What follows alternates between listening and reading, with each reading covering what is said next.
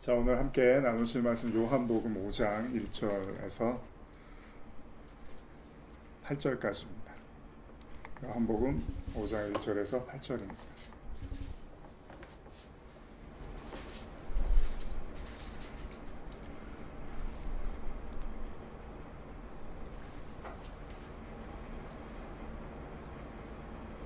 다 찾으셨으면 요한복음 5장 1절, 2절 함께 같이 읽겠습니다. 시작. 그 후에 유대인의 명절이 되어 예수께서 예루살렘에 올라가시니라. 예루살렘에 있는 양문 곁에 히브리 말로 베데스다라는 못이 있는데 거기 행각 5이 있고. 저희가 오래전에 여러 번 말씀을 나눴던 오늘 요한복음 5장 말씀을 통해서 시간이라든 또 여러 가지 의미들을 같이 나누려고 하는데요.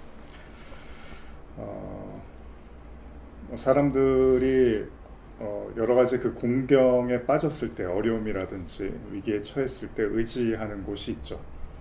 그러니까 여러분들도 아마 그런 장소나 그런 사람들이 있을 겁니다. 그러니까 내가 굉장히 메마르고 공고하고 힘겨울 때 찾아가는 장소, 아니면 만나는 사람, 이런 것들이 다 있죠. 물론 그리스도인들은 보통 이제 기도를 많이 하러 가죠. 저도 많이 힘겹고 그 신학생 때 많이 어려움을 가졌을 때마다 주로 갔던 데가 이제 학교에 있는 기도실이었죠. 아니면 이제 가까운 동네에 있는 기도원을 찾아가서 반나절이든 아니면 거의 한나절을 이렇게 보내다가 오기도 했죠. 여러 가지 형태로 사람들은 자기의 그 어려움이라든지 고민들을 해소할 방법들을 찾습니다. 좋은 그 조언자가 있으면 조언자를 만나서 또 많은 이야기를 듣기도 하고, 아니면 자기에게 위로가 되는 어떤 공간이나 장소에 가서 일반적으로 사람들이 보편적으로 술을 마신다거나 노래를 막 부른다거나 아니면 영화를 본다거나 또 기타 등등의 스포츠나 이런 여가를 통해서도 자신의 마음을 이렇게 해소를 하죠. 근데 이제 그런 수준을 넘어서는, 그러니까 그렇게 내가 어떤 혼자서 이렇게 발악을 해서 혼자 나름대로 막 애써서 해결이 될 수 있으면 괜찮은데, 이제 그러지 못하는 상황에서 인간은 보통 이제 신이라든지 절대자를 찾게 되죠. 그게 바로 종교의 힘이죠.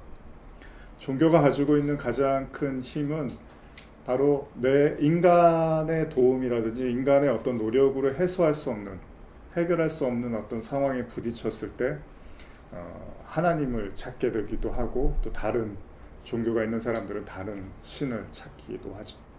오늘 이 본문에 있는 말씀은 바로 그런 사람들의 모임입니다.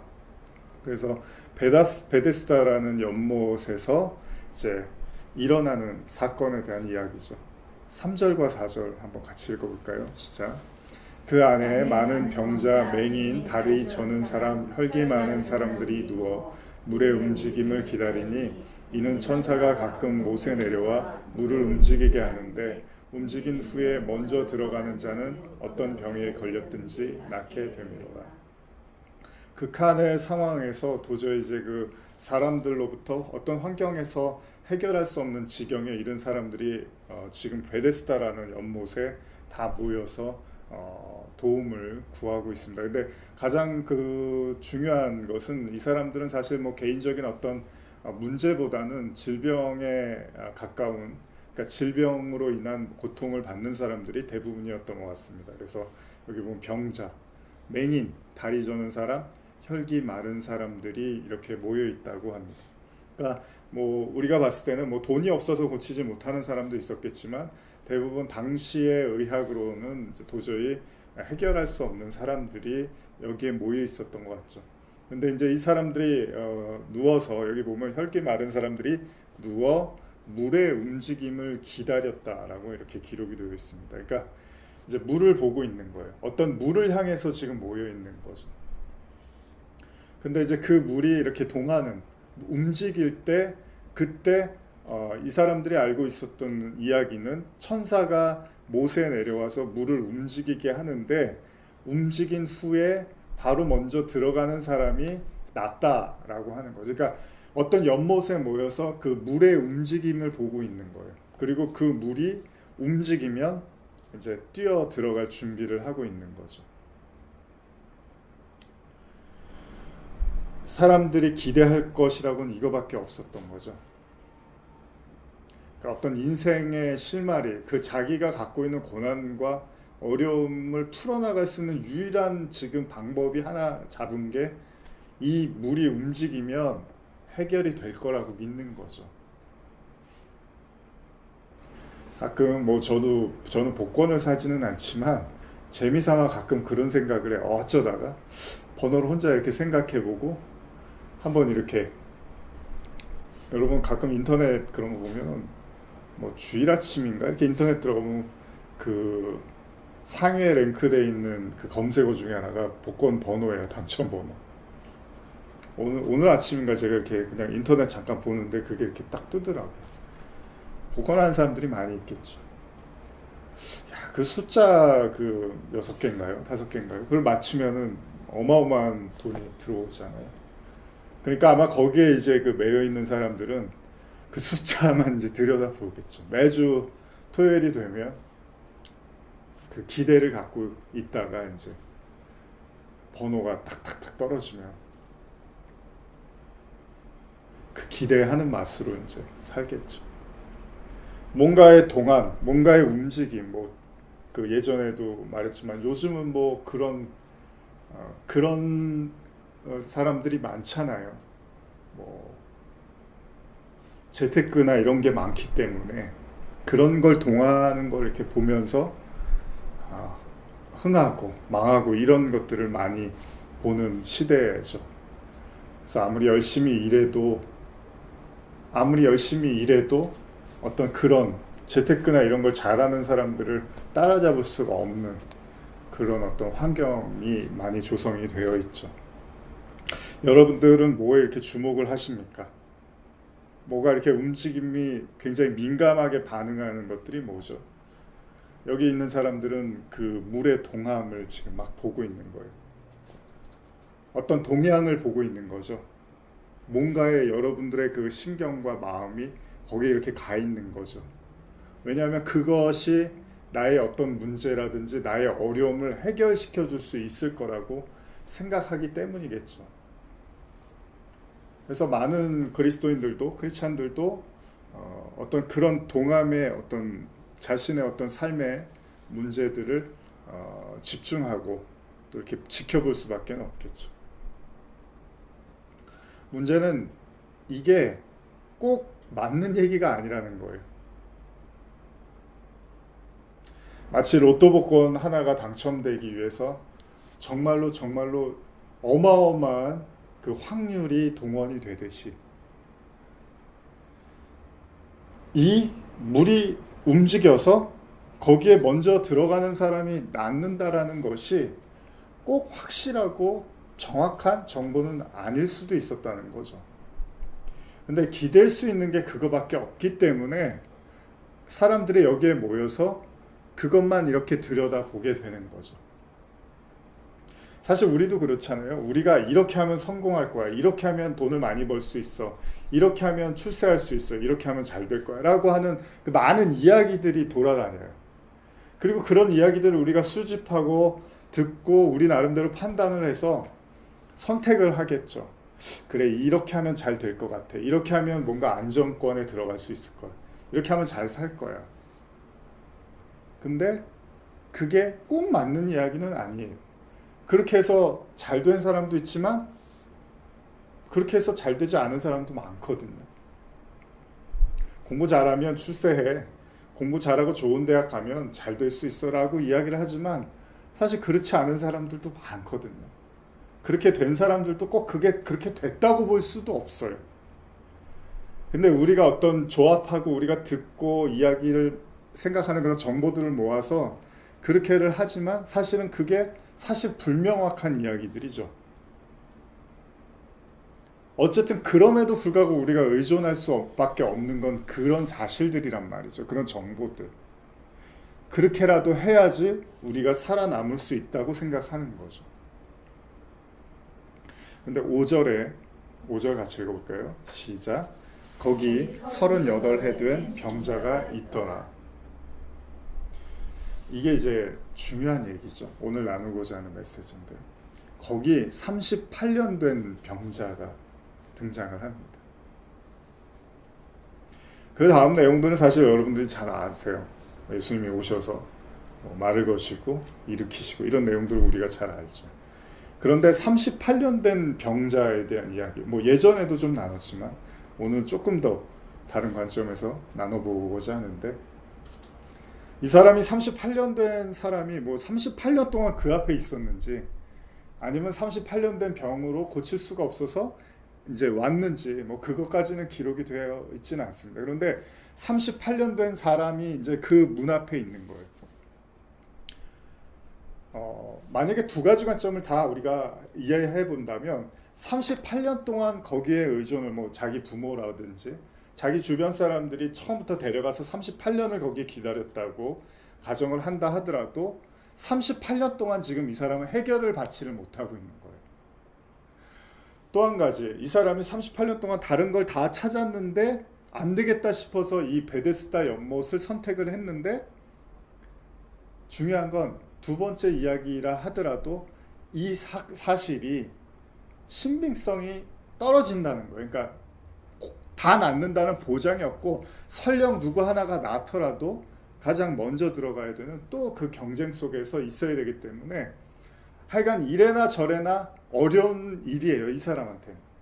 38년이라는 시간은. 근데 왜 성경에서 굳이 38년 된 병자를 등장을 시켰을까요? 이 성경에 쓰여지면서 굳이 왜 다른 사람들 이야기를 안 하고 이 38년 된, 그러니까 사실은 38년이라는 같은 고통 속에서 계속 노출된 사람, 단 한 번도 38년 동안 자기가 걸린 이 병으로부터 낫지 못한 사람. 여러분 주변에 아프신 분들 많죠. 저도 제 주변에 이제 제 부모님이라든지 아픈 분들이 계신데, 계속 지속적인 고통이 계속 되는 사람. 그래서 단 한 번도 그 고통이 이렇게 쉬지 않는 사람, 그런 사람들도 있잖아요. 계속 그 고통이 끊이지가 않는 거예요. 조금 나아지기는 하지만 또 이내 다시 원래 상태로 돌아가는 거죠. 이게 38년 동안 계속 지속된 사람. 성경은 그런 사람을 하나를 딱 등장을 시킵니다. 그리고 나서 예수님이 6절인데요. 같이 읽어볼까요? 예수께서 그 누운 것을 보시고 병이 벌써 오래된 줄 아시고 이르시되 내가 낫고자 하느냐, 이렇게 물으십니다. 당연한 얘기죠. 병이 오래됐고 당연히 낫고 싶어서 거기 앉아 있는 거죠. 그런데 7절 같이 읽어볼까요? 병자가 대답하여되 주여, 물이 움직일 때에 나를 못에 넣어주는 사람이 없어 내가 가는 동안에 다른 사람이 먼저 내려가나이다. 이 사람 나름대로의 이제 그 아픔을 토로하죠. 제가 저기만 들어가면 낫는데 문제는 딴 사람들이 너무 많아요. 아마 요즘 세상이 그럴 거예요. 그 경쟁, 아주 우리가 살고 있는 이 사회는 너무 치열한 사회잖아요. 거기다 이제 날씨까지도 이렇게 안 좋아져 갖고 이제 연교차가 70도까지 얘기를 하고 있는 상황입니다. 하여간 날씨도 안 도와주고 사는 것도 힘들고, 애들은 공부하느라 맨날 쥐잡듯이 잡히고, 또 졸업하고 취업하면 그냥 시작부터가 그냥 경쟁과.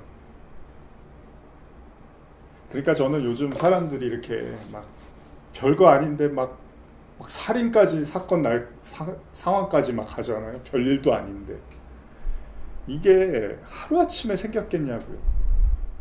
그 어린 시절부터 받았던 스트레스가 누적되다 보니까 나중에 별것도 아닌 일에 그냥 사람이 그냥 눈이 확 뒤집혀 버리는 거죠. 하여간 스트레스 그냥 가득 찬 사회를 우리가 살고 있습니다. 이 사람의 고통은 뭐냐면 사람이 너무 많다는 거예요. 이게 내가 좀 가서 이렇게 들어가고 싶은데 사람이 너무 많아갖고 이거 해결이 안 된다는 거예요. 여러분들도 그런 거 있잖아요. 사람이 너무 많아서 이게 내 차례까지는 오지가 않아요.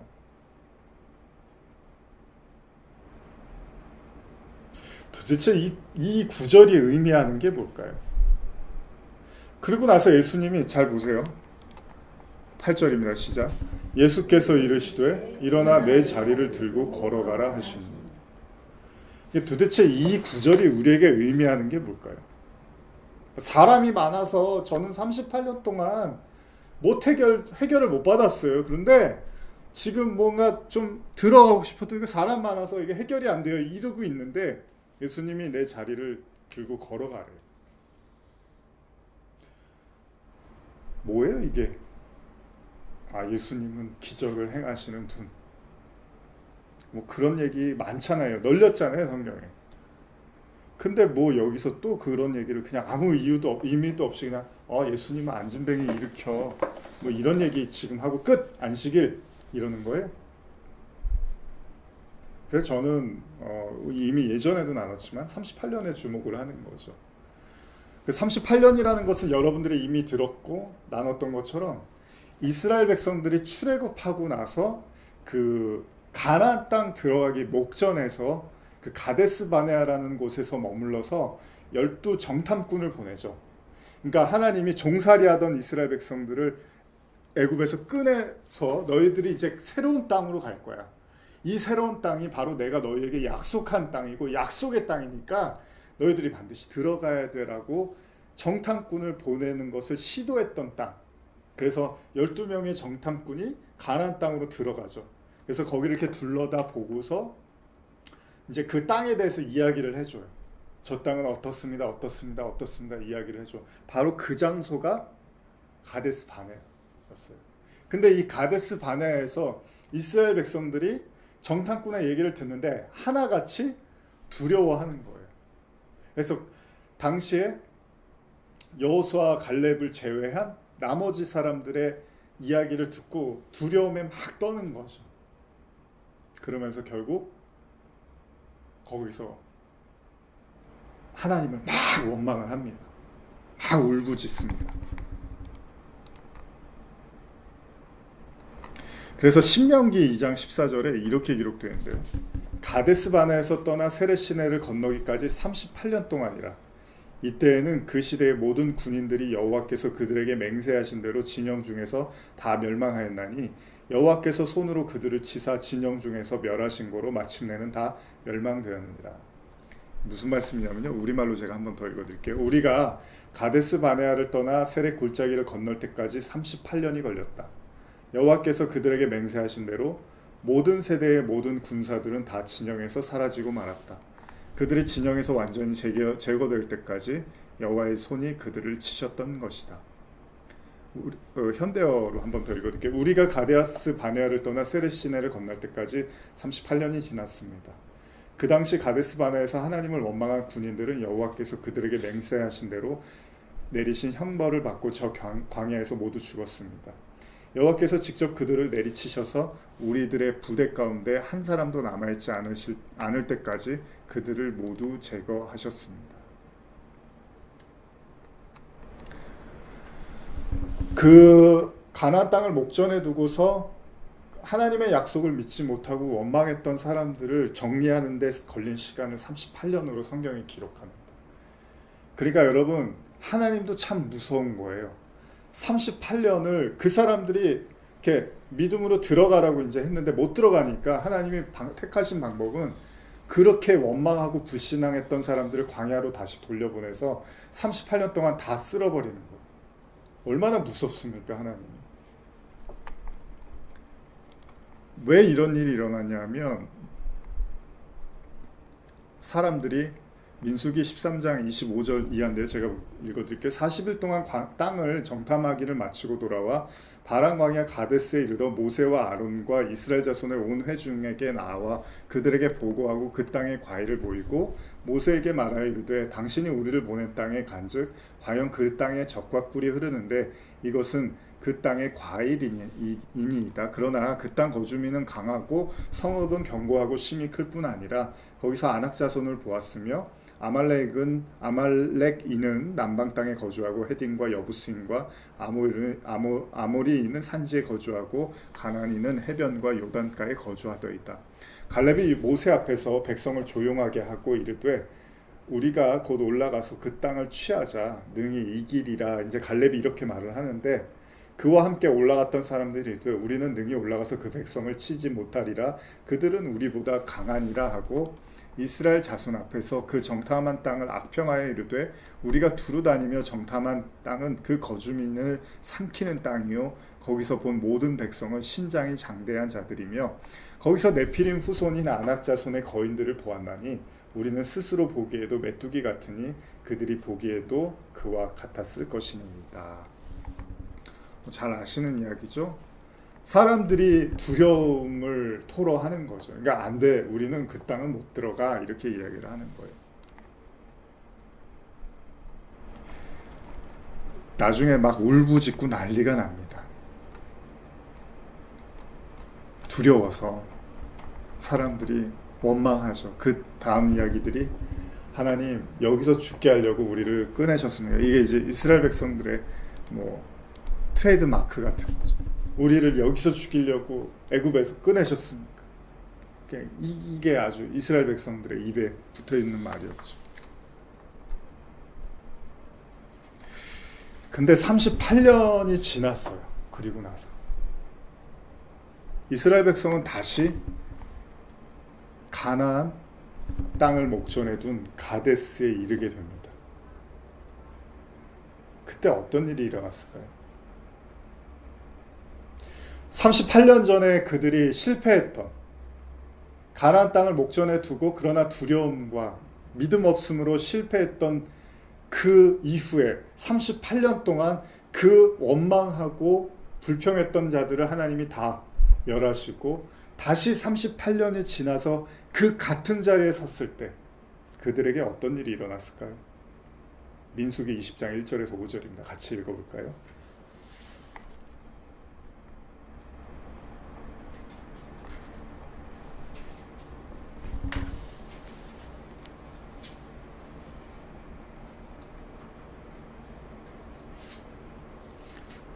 한 절씩 교독하시겠습니다. 민수기 20장 1절에서 5절입니다. 첫째 달에 이스라엘 자손 곧 회중이 신광야에 이르러 백성이 가데스에 이르더니 미리암이 거기서 죽음에 거기에 장사되니라. 회중이 물이 없으므로 모세와 아론에게 모여드니라. 백성이 모세와 다투어 말하되 이르되 우리 형제들이 여호와 앞에서 죽을 때에 우리도 죽었더라면 좋을 뻔하였도다. 너희가 어찌하여 여호와의 회중을 이 광야로 인도하여 우리와 우리 짐승이 다 여기서 죽게 하느냐. 너희가 어찌하여 우리를 애굽에서 나오게 하여 이 나쁜 곳으로 인도하였느냐. 이곳에는 파종할 곳이 없고 무화과도 없고 포도도 없고 석류도 없고 마실 물도 없도다. 그러니까 38년이라는 시간이 지나고 다시 그들이 그 자리에 섰을 때 그들은 하나도 변하지 않은 모습을 보게 되는 거죠. 그러니까 성경에서 요한복음에서 38년 된 병자를 등장시킨 것을 제가 이런 본문들 같이 이어서 나눈다면 인간은 아무리 시간이 오래 흘러도 변함이 없다는 거죠. 여러분 광야에서 40년 가까이 만나를 먹이시고 말씀을 모세를 통해서 계속 말씀을 던져주셨어요. 그리고 수시로 그들을 치려고 하는 적군들이 찾아올 때마다 하나님은 여러 가지 방법으로 승리를 주셨습니다. 그리고 그들은 가데아 바네스에 다시 서게 됐어요. 그런데 그 가르침은 아무런 소용이 없더라는 거예요. 그들은 원래 그들이 가졌던 생각과 마음을 단 하나도 버리지 못하더라는 거예요. 바꿔 말하면 애굽살이 하면서 종살이 했던 그 생각이나 40년이 지나서 가데스 바네아에서 다시 섰을 때나 아무런 차이가 없더라는 거예요. 이건 신명기에서 하나님이 모세를 통해서 말씀을 하십니다. 너희들이 하나도 달라지거나 바뀐 것이 없구나라고 얘기를 하죠. 그래서 인간은 절망스러운 거죠. 여러분도 사람에 대해서 실망 많이 하시죠? 사람에 대해서 절망 많이 하시죠? 근데 가만히 생각해 보세요. 그 사람이 정말로 조금이라도 나아졌나?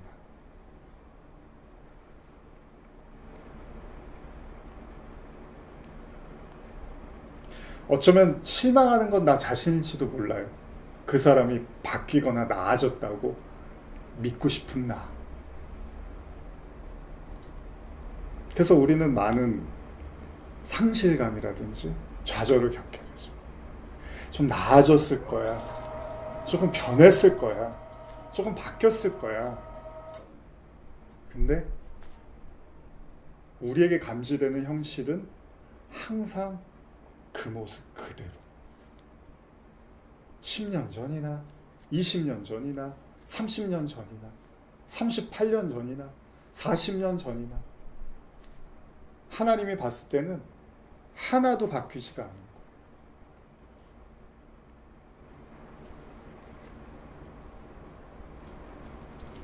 근데 우리는 바뀌었다고 믿고 싶은 거죠. 우리 스스로는 그렇게 착각하고 있는 거예요. 나는 많이 변했어. 나는 많이 달라졌어. 나는 광야 생활을 40년을 했다니까.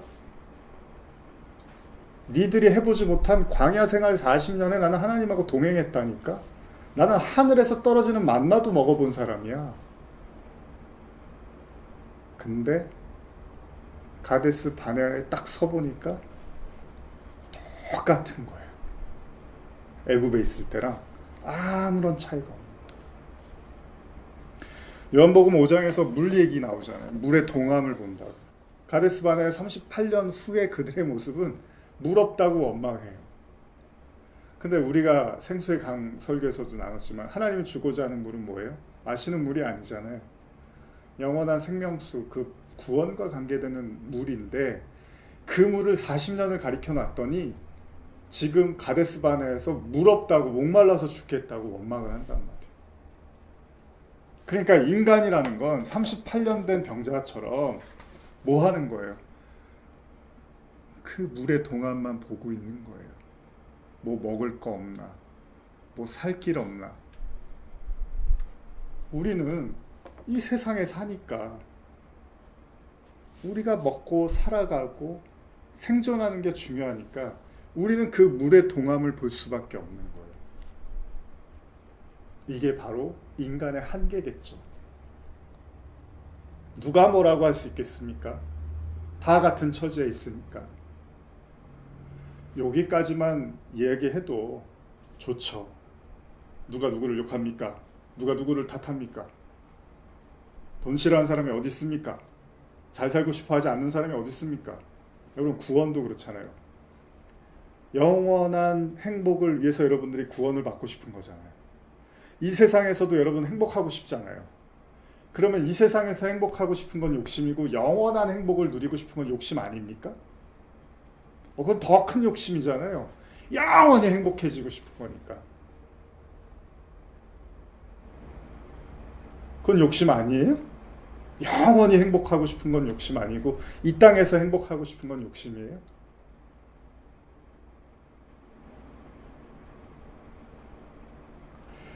그런 생각을 해봤어요. 지난 얼마 전에. 여러분, 구원받고 싶은 건 욕심 아니에요? 구원도 욕심 아닌가요? 여러분, 영원히 주님과 영원히 행복하고 싶다며요. 이 세상에서 예를 들면 여러분들의 뭐 가족이라든지 남편이랑 아내랑 사는 동안에 행복하고 살고 싶은 거, 그거 욕심이잖아요. 그것도. 그러면 이건 뭐 좋은 욕심이고 저건 나쁜 욕심이에요? 그건 아니잖아요. 그래서 제가 그런 생각을 하다가 이런 생각을 해봤어요. 여러분, 어른들이 이렇게 애들이 뭘 이렇게 사 먹잖아요. 근데 화들짝하고 혼낼 때가 있어요. 뭐냐면 불량식품을 먹으면 못 먹게 해요. 그러니까 어차피 애들한테 좋은 걸 주고 싶은 게 부모 마음이잖아요. 근데 불량식품을 먹으면 그거는 뺏어요. 그건 못 사 먹게 한단 말이에요. 왜냐하면 그건 먹으면 해로운 거니까. 그러니까 어른들이 자식들한테 뭐 술 많이 먹지 말아라, 담배 많이 피지 말아라 이런 얘기를 하는 것도, 그러니까 뭐 교회에 뭐 술 먹지 마라, 담배 피지 마라, 사실 그런 것들의 본질보다는 그 자체가 사실 인간에게 해악을 준단 말이죠. 그러면 하나님이, 근데 복음이라는 게 그럼 이 땅에서는 행복하지 말라는 게 복음입니까? 아니잖아요. 바울은 이 땅에서도 자족하고 행복하다 그랬단 말이에요. 그러면 하나님이 말하는 게, 그럼 뭐 욕심을, 우리가 욕심을 버리라는 게 행복하지 말고 불행하게 살고 뭐 이러란 얘기가 아니잖아요. 그럼 본질로 들어가면 뭐겠냐는 거죠. 마치 불량식품과 같은 그것을 붙잡고서 그것을 맛있다고 하고 그것을 먹으면 살 것 같다고 하고 그걸 먹으면 건강해질 거라고 믿는 그 잘못된 욕심은 버리라는 거잖아요. 이해 가시나요? 하나님이 어떤 영원한 행복을 이렇게 준비하고 있는데 인간이 불량식품과 같은 행복 같은 걸 붙잡으려고 해요, 자꾸. 그리고 그게 나를 안락하게 하고 평안해지게 할 수 있다고 생각하고 해서 덤벼든단 말이에요. 예를 들면 이스라엘 백성들이 애굽 생활을 왜 그리워했냐면, 거기서 뭐 일 끝나고 나면 우리가 회포하듯이 고기 먹고 뭐 야채 이렇게 싸서 먹고 하는 이런 게 너무 좋으니까 그냥 종살이 해도 그런 먹는 게 좋다고 계속 그런 얘기를 하잖아요. 근데 하나님은 야, 그게 무슨 사는 거냐, 그렇게 사는 게 뭐가 사는 거야, 억압받고 지배받고 그거 사는 거 아니잖아, 이렇게 살아야지라고 광야로 끌어내서 가나안으로 가는 거잖아요. 그러니까 하나님이 우리에게 욕심을 제어하고, 근데 욕심이 또 제어가 됩니까? 잘 되지도 않지만 하나님이 궁극적으로 우리에게 가르치고자 하는 건 잘못된 불량식품과 같은 그런 거 붙잡고서 거기에 모든 생과 그런 모든 열정과 에너지, 심지어는 구원까지도 거기에 걸지 말라는 얘기를 하는 거죠. 그러니까 영원한 거를 자꾸 디미는 거죠, 하나님은. 이게 비교가 안 되는 거니까 그런 거 가지고서 자꾸 거기에 목 매달고 그러지 마. 영원한 거 있어. 진짜 건강하고 영원하고 행복한 거 있다니까. 사실 그것도 우리의 욕심이잖아요, 구원이라는 것도. 그러면 굳이 하나님이 이런 욕망을 우리에게 허락했다면, 하나님은, 여러분 그렇잖아요. 배고파서 먹는데 안 좋은 거 자꾸 먹으면 이제 나이 들고 시간 지나면 먹지 말라고 하는 사람들이 나타나잖아요. 여러분들을 아끼는 사람들이 이거 먹지 마, 저거 먹지 마, 이거 먹으면 안 돼, 그런 이야기를 하는 이유 중에 하나가 그렇게 먹어버리면 오래 못 살고 아프다가 몸만 나빠져라고 이야기를 하듯이, 하나님이 어떤 영원한 것을 가지고 와서 그 유한한 것에 매몰되어 있고 함몰되어 있는 자들에게 영원한 걸 디밀면서 이거 자꾸 먹고 여기에서 이렇게 죽음과 멸망으로 가지 말라고 하는 거겠죠. 문제는 그게 이스라엘 백성의 귀에는 전혀 들리지 않는다는 거예요. 왜냐하면 눈에 보이는, 아까 우리 뭐 찬양 그런 멘트에서도 나왔지만, 우리는 그냥 나사로가 죽었다 그러면 그게 중요한 거예요. 그게 현실이니까. 근데 예수님이 나사로 안 죽었어, 죽은 거 아니야 라고 해도 그건 안 믿겨지는 거죠. 그래서 나중에 이스라엘 백성들이 뭐라 그럽니까? 38년이 지난 그 시점에서도 너희가 어찌하여 우리를 애굽에서 나오게 왜 이 나쁜 곳으로 인도하였느냐. 모세가 얼마나 괴롭겠어요, 이런 얘기를 들을 때마다. 야, 정말 어떻게 해야 되지? 어떻게 해야 되지? 내가 나쁜 사람인가? 내가 악한 사람인가? 모세는 아마 괴로웠을 거예요. 내가 정말 이렇게 발톱에 때만도 못한 그런 존재인가? 수시로 모세를 팔거든요, 사람들이. 이곳은 파종할 곳이 없고 무화과도 없고 포도도 없고 석류도 없고 마실 물도 없도다. 그러니까 말짱황이라는 거예요. 제가 황신데.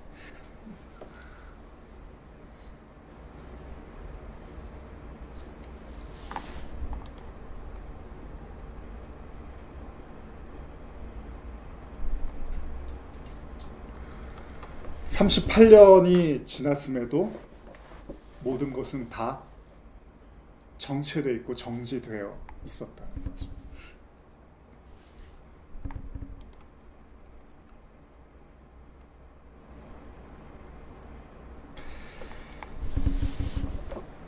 여러분들의 그 시간, 여러분들에게 허락된 시간, 그럼 우리는 이 38년이라는 시간을 통해서 무엇을 깨달아야 할까요? 자, 우리는 앞으로 이제 시간에 대한 이야기를 나눌 겁니다. 다음 주에 우리는 시간에 대한 이야기를 나눕니다. 그리고 공간과 시간에 대한 이야기를 나눌 겁니다. 38년 된 병자는 그 변함없이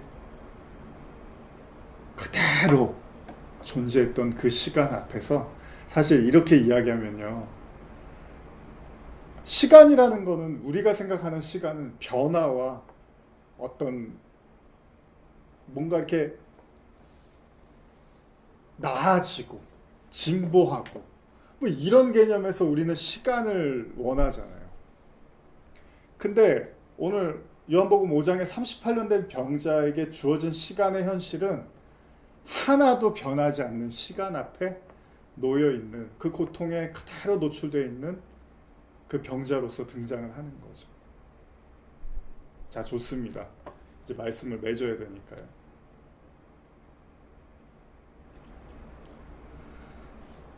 당신 변했습니까? 변하지 않았습니까? 왜 그렇게밖에 못하십니까? 왜 더 진보, 더 발전적인 삶을 살지 못합니까? 우리는 수시로 이런 말들을 던지고 듣고, 우리는 많이 그런 것들에 휩쓸리기도 하고 힘들어도 하고 막 그렇습니다. 근데 하나님이 보시는 그 시간의 개념은, 전도서에도 이야기했지만 해 아래 새 것이 없다라는, 모든 것이 그냥 머물러 있는 그런 모습으로 등장을 하죠.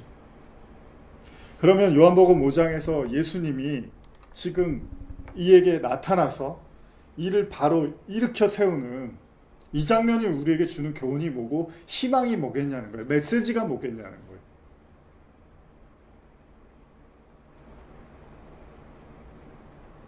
사실 신명기에는 이미 아까 제가 말씀을 나눴지만, 가데스 바네아에 38년 후에 다시 도착했을 때 그들이 여전히 변하지 않은 38년 전의 모습을 그대로 유지했음에도 불구하고, 신명기 말씀에 모세를 통해서 하나님 뭐라고 말씀하십니까? 그래도 가나안 땅에 들어 보내겠다고 말씀을 하시죠.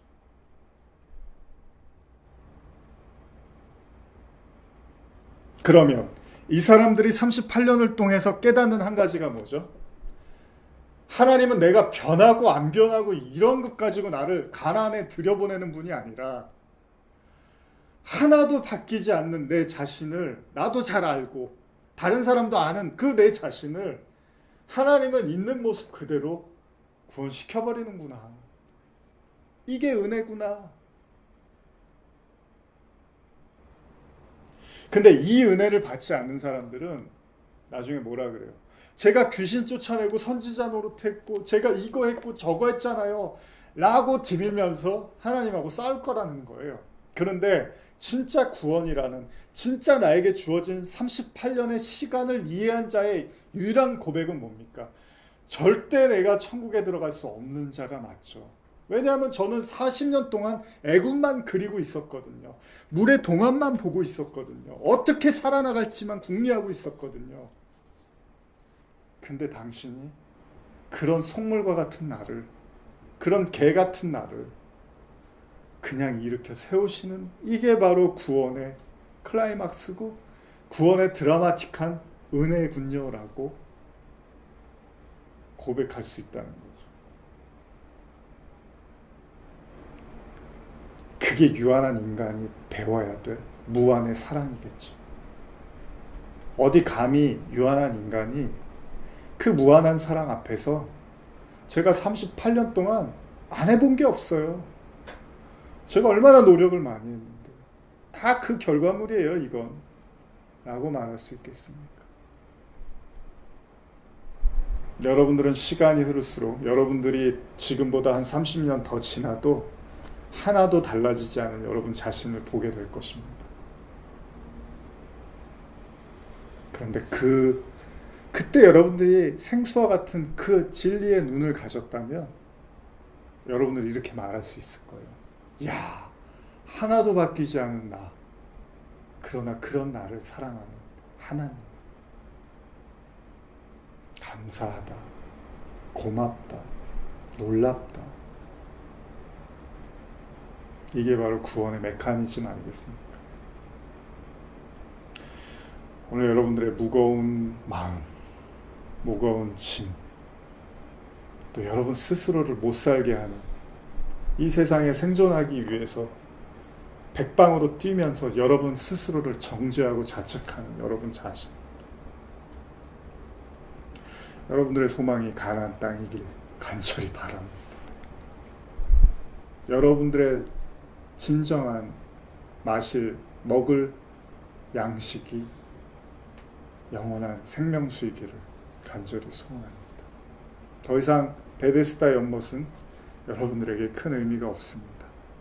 그 물의 동함을 들여다볼 이유가 없습니다.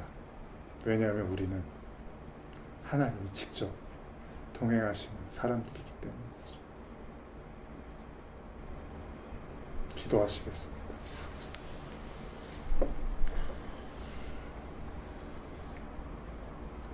인간에게 시간을 주면 바벨탑을 쌓습니다.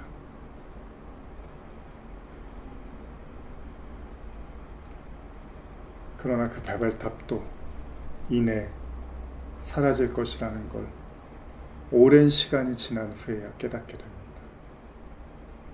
우리는 이 땅의 보화를 쌓는 사람들이 아닙니다. 우리는 하늘의 보화를 쌓는 자들입니다.